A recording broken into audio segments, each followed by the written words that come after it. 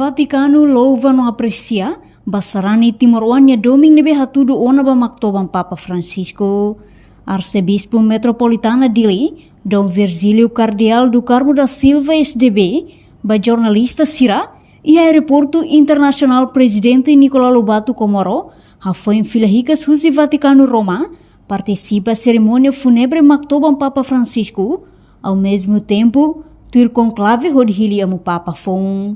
E evento missa funeral maktoban Papa Francisco niang, nebe Timor-Leste celebra e lorong Ronolo Racing, fulang Abril tinariun rua Ronolo Racing 5, e jornal Vaticano niang, tau quedas ia página bot oin, hodifo importância, apreciando louva Timor-Leste doming, ba Papa Francisco extraordinário tebes.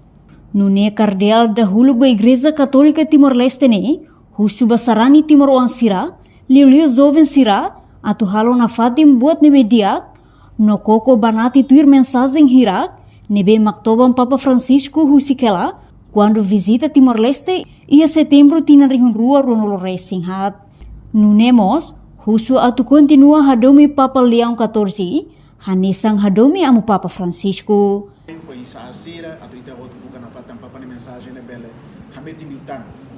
Mensagem ne bele Papa Francisco mai kudana e Timor, nebe totu lori. E evento dia 26 tuksano ia tastolo niniane, ia Vaticano, ia jornal Vaticano, tau kera ia página boa tira especial onde foi importância. A triana que te quisera ema aprecia ema louva Timor ninia be doming ba be ba am Papa ne extraordinário. Nebe buat nebe dia que nebe iana ita cair continua na fati.